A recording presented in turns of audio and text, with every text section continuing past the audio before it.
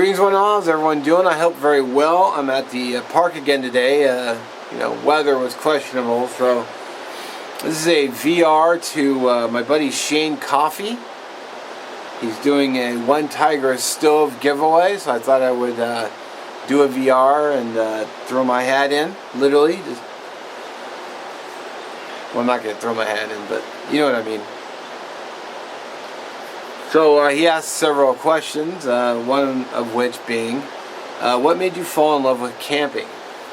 I have always been a big fan of nature and the outdoors ever since I was a little kid, which, funny enough, I was thinking about this on a car ride, I actually didn't start camping seriously until about mid-30s. So I started my channel.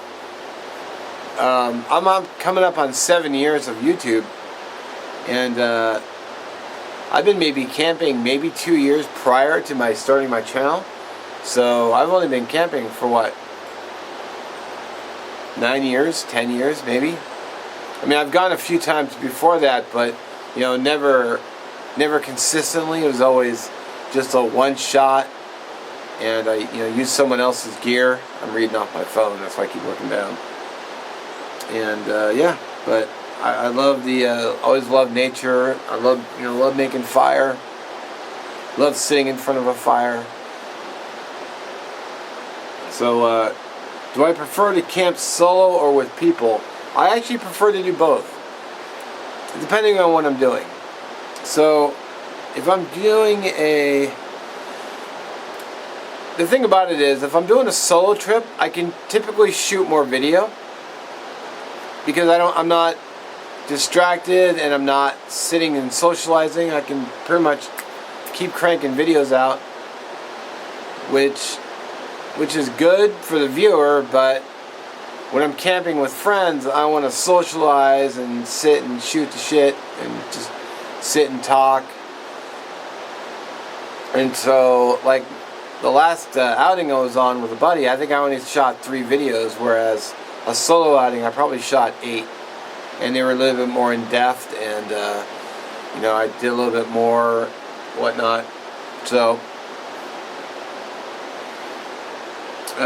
season preferences, I would have to say that would be spring, summer, and early fall before the weather gets really nasty.